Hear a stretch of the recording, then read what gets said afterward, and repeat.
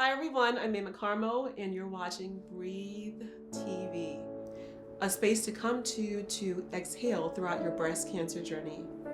I am a 16-year breast cancer survivor, warrior, thriver, and unicorn, and I'm so happy to have you all here with us today. So our guests today are Nadia Smith, an amazing advocate, and Rinad, and they'll be sharing with you how empowerment shaped their cancer journey, how it changed their lives, and how it may have saved their lives. So I want to kind of start off by setting the energy for this conversation. So I want to kind of do a quick mantra meditation to get our energies aligned for the morning. I want you to close your eyes and I'll read a few sentences. I embody love. I embody light. I embody peace. I am grounded. My breath is calm. I am in my breath. I am a goddess. I am a warrior. I am here. You may open your eyes now.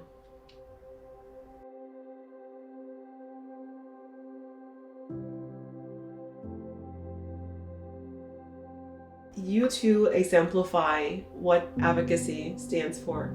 Dia, you have a Bachelor of Science and an MBA in marketing and business. And Rinad, you're a lawyer, realtor, published author, and an advocate, among many other things.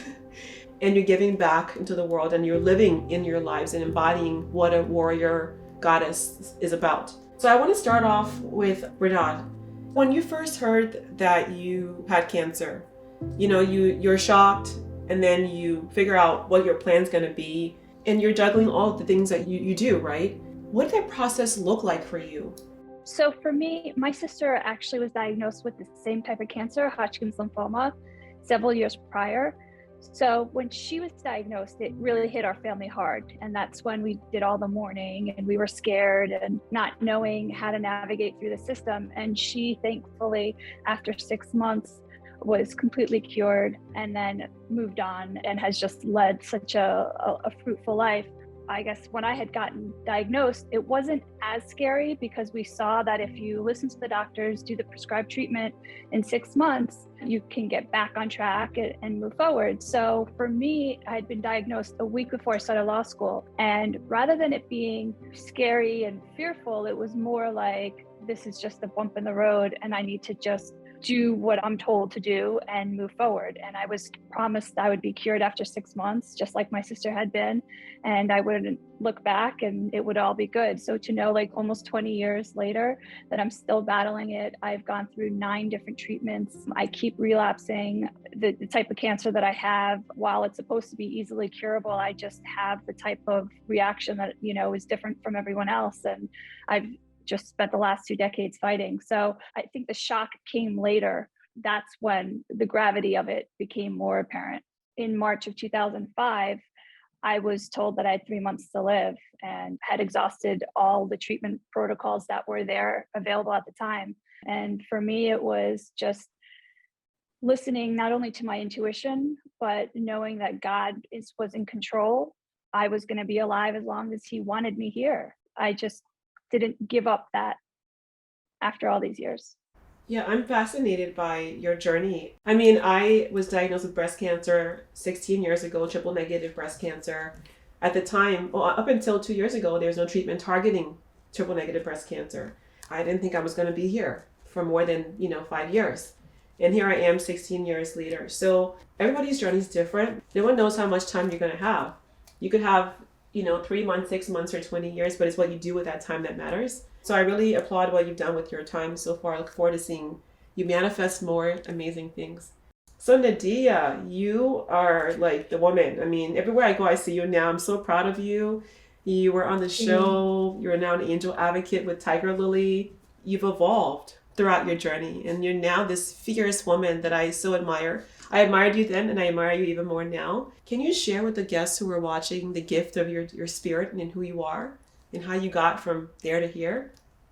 unlike Rinad, I didn't have any history. I didn't know anything about breast cancer. So I was diagnosed young, 6 days after running a personal best in a half marathon. So my life was, very active. So cancer was the last thing that I was thinking about. When I received that diagnosis, it was more of, I don't have time for this. I had so many things to do in life, so many goals, being ambitious. I just didn't have time for it. So it took me a while to really process. And throughout the first 2 years, I really didn't mention a lot about it. So I decided to come out on social media, for lack of better words, and I started to receive messages. And then after some time, it really clicked that there were women out there like me, young, diagnosed women of color that didn't see themselves in spaces. And so I didn't set out to be an advocate, but advocacy found me. Late in the midnight hours, I was, responding to messages, and I felt compelled to do it. I could not sleep until, I contacted someone, or until I followed up with someone, or if I saw someone on their page just introducing myself and saying hello. I often say 3 a.m. or 4 a.m. was my awakening hour, because I would get up and and I would send messages to those. So it became a purpose that I had to fulfill, because I literally could not sleep. I literally could not sleep without advocacy being a part of my day. That's when I said I made the shift from surviving, which is getting through my treatments, this appointment and the next appointment, to really finding a place of serving within the community. My job is to serve in whatever way capacity I can. I will say, oftentimes, you see on social media the good things, and I had to start sharing the challenging days as well, because others relate to that. And in order for them to really understand or appreciate those victories, they have to understand that there are some low points in this journey. And yeah, all that you said was a whole sermon. I loved it. I mean, I want to pause for a moment and just hold a space for both of you and Rinad. Some people, when they're going through something that's really, really hard, they recoil, they hide. Mm-hmm. But what you both have done is you were up until 3 a.m, helping people going through breast cancer, to give them a place that was safe, which was your energy, while you were in the midst of your own journey. And then you, Rinad, going through multiple cancer recurrences, were writing books and helping other people as well. This topic is so important, empowerment through advocacy, right? Because when you're going through treatment, it's not easy. No one's talking about nausea, diarrhea, fevers, the night sweats. And the fact that with triple negative breast cancer, I did not know what my life would look like in 6 months, a year, or 5 years. I think for those who are watching too, while you may empower someone to be strong throughout their journey, it may make them feel less than, because people want to be able to show you who they are. And we don't always feel like warriors. That may come later on down the road, but as a breast cancer survivor of 16 years, there are days when I still worry about a recurrence. I still worry when I have a cough or I have a bone pain, what's going to happen. So it's really important to give people you love space to be their authentic selves throughout their breast cancer journey and their life as well. Nadia, I didn't ask you how old you were when you were diagnosed. 33. 33. I was 32. A year apart. Rinad, you were? I was 23. Wow. So I was very young. It was hard to navigate that. And as you both know, being women, for me, it was, being bald consistently throughout my 20s and 30s while trying to find love and trying to navigate just God and how this all fit in the universe. It was a lot for a 20-year-old. And I was making decisions, life and death decisions, that had catastrophic outcomes. And people my age were, where should we go on spring break? Or who should I go out with next week? And for me, it was like unfair that I had to make all these decisions at such a young age. I feel like we don't discuss that part enough either, because when you're diagnosed, you were 23, we were in our 30s, but still you're living a life where people are planning their future. They're having fun, they're dating. And then all of a sudden you have cancer and you have no hair, no eyebrows, no eyelashes. Maybe you can't have kids anymore. And then maybe some people, you lose their fertility, or some people who have other cancers lose their organs. I mean, like, your whole life is interrupted. You mentioned this, Rinad, speaking up for yourself, like making these decisions. You're 23 years old, you're living your best life, you're planning your college career, keg party, spring break in Miami, Jamaica, wherever. Then you have cancer. And then you have to become a cancer expert in like, weeks. How did you learn at 23 years old, at 23 of years of age, to ask the questions about your treatment plan and what to do next? The quality of care that I was getting was just subpar. That on top of doctors not taking me seriously. And I guess I just was really, this is when the advocacy in me started unofficially. It didn't officially start till later, but I was looking at myself. I was a law student.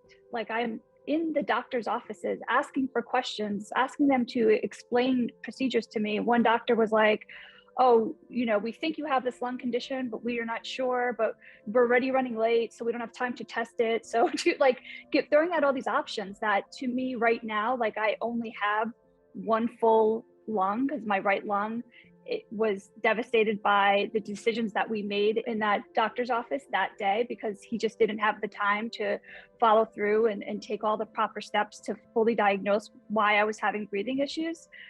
And I was just thinking, I'm a well-spoken, educated girl in law school. And if I'm having so many issues being heard right now, I couldn't even imagine all the thousands, millions of people that didn't have the access that I did or have the ability to advocate for them. And I remember being 25 years old and just being like, this is why I'm in law school. Like, this is exactly why I'm going through this, because there are people that are not able to speak as well as I am. And if I'm having this hard of a time being heard, then there's like little hope for anyone else. And that's just the way that I saw it, that I had to speak up. A lot of patients die because they don't know what to do, and it's not their fault. You hear you have cancer, and then you're responsible for making these decisions about yourself, about your healthcare journey that can change the course of your life. And some people have doctors who are not the best doctors, and they have their own healthcare systems that are not advocating for them. Or when they get there, they're kind of dismissed because of their skin color or their sexuality or their age. I'm going to ask Nadia this next question. How did you become the CEO of your cancer journey? It's a lot to digest. So how did you navigate that journey, Nadia? It's a lot to digest, but for me, educating myself was a way of coping. So I'm analytical. I have an analytical mindset. So I needed to know as much information as I could so I can make those choices. But in that, something that Rinad mentioned was I had to condition my physicians to treat me as a person that was going to survive this. My decisions were based on what happens after. If I undergo this treatment, what next? What happens next versus just in that moment. Yes, there are some times when you have to live in that moment, but I wanted to condition them, and I made all my decisions based on life after the diagnosis. And I had to condition my physicians to think of, what about Nadia? I was unwed without children. So what do these decisions mean for me and the rest of my life? I give an example of tamoxifen. I declined tamoxifen because for me, it lowered the chance of reoccurrence by less than 1%. So first, I had to be confident enough to ask for those numbers because it was a treatment that was offered.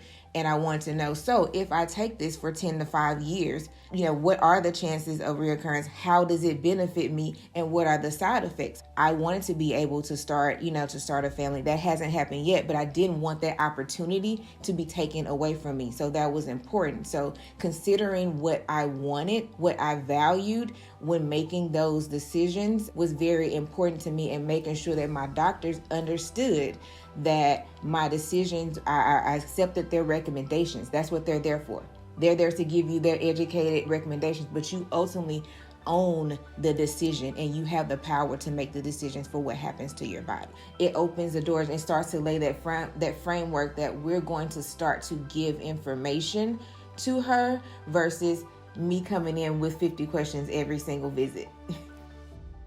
And another thing that Nadia said that is so powerful is, because of technology these days, people are living longer. And so now these cancer diagnoses, people are fighting it and they're surviving, which is great, but then it's not necessarily the quantity, but the quality. And so for her to be, advocating for, what about 5 years down the road, because we were both young when we got sick. So it's not like we only had 20 years left. It's like we have 40 to 50 years left. And demand seems like a harsh word, but you kind of almost have to demand that, like, you know all of your options, all of the side effects, and are able to make the most informed decision. And for her to just say, I want a great quality of life, I don't want to just survive, I want to live, I think that that's just such a key component of having these conversations. It is, and you wrote a book about this, Rinad. Your book's about, it's a workbook that guides patients on how to feel empowered, hopeful, and supported. When did you realize, I have a voice, I have something to say, I want to put it out there for other patients? So it started off as a journal, because the doctors were just screwing up left and right. And for me, it was like my legal mindset and kind of made me feel better. Like, let me just write down all the mistakes that they made. I guess because it was just, like during my angry phase. And I think the more that I leaned on God to help me process the pain, I think that's when I softened up a little. I would pick up the book and I was trying to transform it from like a legal writing into an actual book that people can read and benefit from. But honestly, for so many years, I didn't have an ending. I had no idea. Like, I just didn't think that I would survive this long, that I didn't know how to end it. So I finally came to terms with reality that this is something that I'm just going to live with. And that's kind of what the book is. I just published it in November, but it was 2 decades worth of me writing it. Finally, towards the last couple of years, I realized that was my purpose to write this book. It was my purpose to continuously be sick, be healed. And for me, healing didn't necessarily mean a cure. It was more of a spiritual and an emotional healing. There were so many times I had to take a stance with doctors and either request more information, or I had to remind them, like, I understand you're busy and you have hundreds of other patients, but I'm the only patient that should have your focus. So like, let's focus on me and then we can move on. Taking that hard line so many times was hard for me. I was growing up as an Arab girl, the youngest girl in an Arab family. I was taught not to question authority. And to me, that was the absolute hardest. Having a doctor with so much knowledge come in and tell me something and me question them. Rinad, you're like dropping all these awesome, tidbits right now. You spoke also how women are taught to not question authority, right? And, it's a cultural thing, but you still spoke up. So I want you both to share just in 1 or 2 sentences, what was it like to say, you know what, I've been taught this my whole life to not speak up to authority, but you know what, I'm doing it anyway. And how did that change your advocacy journey? We'll go with Nadia first, then Rinad. I think I realized how powerful I am. As a woman and, as a woman of color, we're often discounted. But when it came to my health, my voice was my power. I've always been spicy, as they say, as a child, or very assertive. So that was a part of my personality. But, you're kind of questioning that, just listen to what the doctors say and just do it. But that wasn't my approach. Once I owned my voice, I realized how powerful I was, and I wanted others to also experience that. So there was some freedom from this diagnosis that you receive once you realize that you still have power in making your choices and you still have power in your future and making those plans. You don't have to cancel those plans. And that was really what sparked my advocacy. I wanted others to realize that there was life after, especially young women diagnosed with this disease. So I want them to experience that freedom of using their voice and that power that they receive when they own their health. I love that you use the word freedom. That's a powerful word. Rinad, in 2 sentences, what are your thoughts? If I don't fight and advocate for myself, then no one else will. And it's not because I didn't have people in my corner that didn't love me. They just weren't in my shoes. I knew best of what I needed in that moment. And I remember the exact moment I was in the hospital and I was telling the doctor that my blood levels were low. I was severely anemic. I was like, I need a blood transfusion. I've been here before. I know the exact feeling. And I was literally begging. And he had drawn my blood. He's like, you're fine. It could be a bunch of other things. It could be the pneumonia. And we were just going back and forth. And my mom was in the room and she was just kind of like nudging me to be like, stop arguing with the doctor. So waited till my mom left, waited till that doctor was finished his shift. The new doctor came in. I asked nicely, please rerun my blood count. And he ran it. And it ends up that first doctor confused me with another patient. And I did need a blood transfusion. And because I had rare blood type, I had to wait 24 more hours for Red Cross to deliver blood to give me the transfusion. And it was in that moment that I knew if I did not fight for myself, no one else would. And again, it's not because people were trying to deny me or be mean. I know my body. I knew my body's intuition, and I knew how I would feel. And I just knew. And for me, it's just, don't ever stop fighting for yourself. I love that. Don't ever stop fighting for yourself. Beautiful.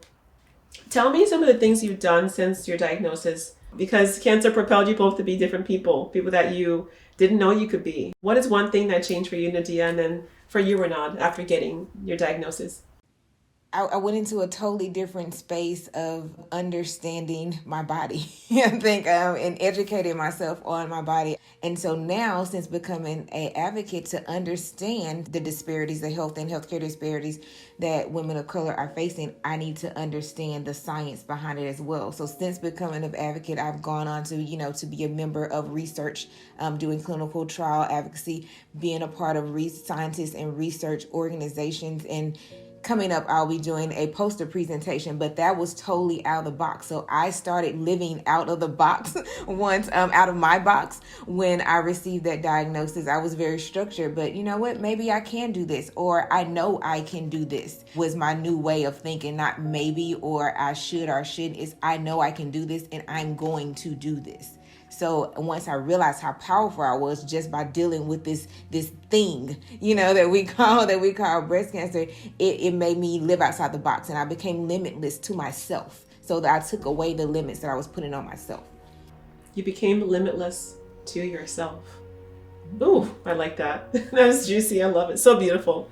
What about you, Rinad? What's one thing you changed after your diagnosis? When I was diagnosed, I was a week before I started law school, and rather than take the year off, I didn't want to identify as a cancer patient. I wanted to be Rinad, the law student. So I continued with law school while I was going through treatments.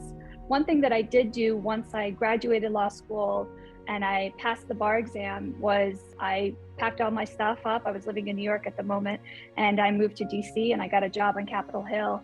And it was really my dream to change the healthcare system. When I was first diagnosed, I didn't have insurance. I had to wait 4 months before being put on my mom's insurance. So the cancer had spread from my neck down to my stomach. So I went from stage 1 to 3B, and it was all because for 4 months, the cancer was just festering. So I swore that no one should ever have to live with that. And I wanted to move to DC and work on Capitol Hill and help change through Obamacare.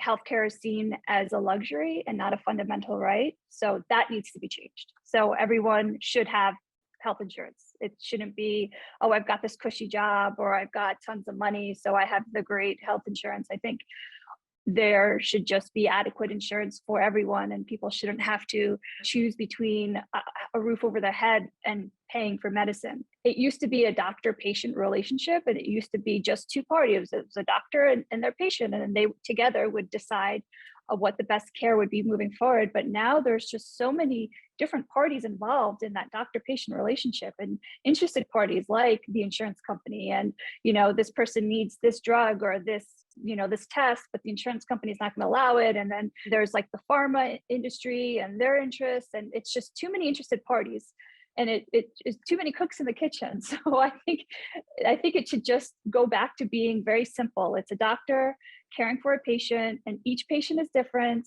They have different needs, and it shouldn't be like, oh, what does your plan allow, or this drug should be allowed. Or I remember trying to fight to get into, a drug, study, and I couldn't because, there were a lot of like exclusionary factors. It's just, it gets too complicated when there are too many interested parties involved in someone's care. Yeah, I totally get it. There should be a way to streamline the whole process, right? I mean, because you have to have all the parties involved. The sponsors make the drugs, and the doctors work with them, and patients, and the insurance company. But it gets to be where everybody has different interests, and they're not always the patient's interest. Nadia, what would be your dream for healthcare reform? What is your nirvana of healthcare reform?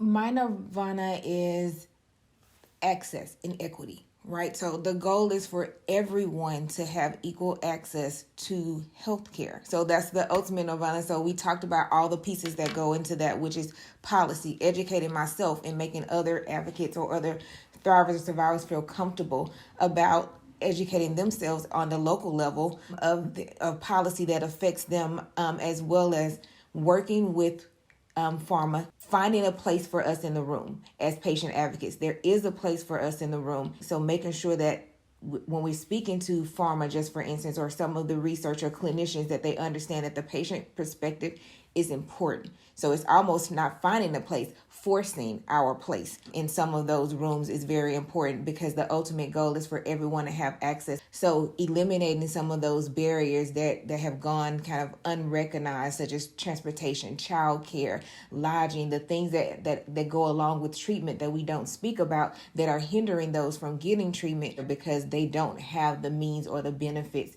to access proper health care. Thank you so much. How do you both balance your life and being an advocate? It is a delicate balance, because you have to remind yourself that I have to have time for me. And then you remind yourself that although I'm in a better place of thriving, that I'm still a patient, which means that I have to take care of myself as well. I have to take those moments to exercise. I have to take those moments to breathe and enjoy God's creations. Just go outside and see nature. If I realize, okay, I'm being overwhelmed, I step away and I walk outside. Or there may be a yoga mat in the middle of my, there's one in my bedroom, there's one in my living room floor. So if I have to take time for stillness to reconnect, we find ways to do that throughout the day. It doesn't have to be 2 hours, but make small moments in time to kind of reset throughout the day. And you have to do that a lot, as an advocate, because it is overwhelming.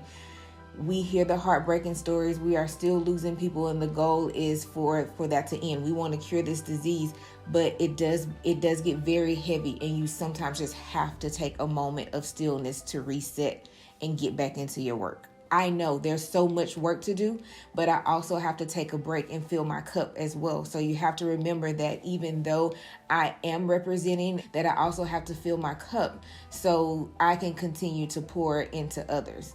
So I have to be very diligent about self-care as a patient advocate. Beautiful. Rinad?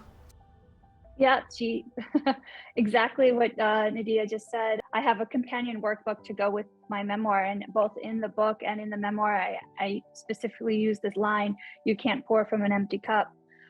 So for me, I'm still going through treatments. So I still every month have to go in for my infusions. I'm taking 10 different pills for my heart, and I just need to keep in mind that while we live in and work with a community, me alone, there's just so much that I can do. I do need to take care of myself first. But just to echo what Nadia said, it's absolutely your like my health should come first. Self-care is truly empowerment. You have to empower yourself first to take care of yourself before you can help anybody else. So if your cup is not full, you cannot pour into other people's cups. I just want to honor you both for your beauty, your inner and outer beauty. I want to honor you for your fortitude. I want to honor your spirits. I want to honor the sacred space of your living and lived experiences and what you've given to the world as you've walked through your own fires in the world in your treatment journey. You bless people with who you are, and I really admire your light and your love and the peace and beauty you bring to the world. So thanks for being here with us today on Breathe TV. To our viewers, thanks for being with us on Breathe TV today. You learned more about empowerment through advocacy. You met the amazing Nadia and Rinad, and aren't they truly inspiring? So please share, tag, comment, copy, paste, and talk about what you've heard here today. It's so important. Thanks for being here. I honor you all for watching. Love you all so much, and I'll see you next time. Bye for now.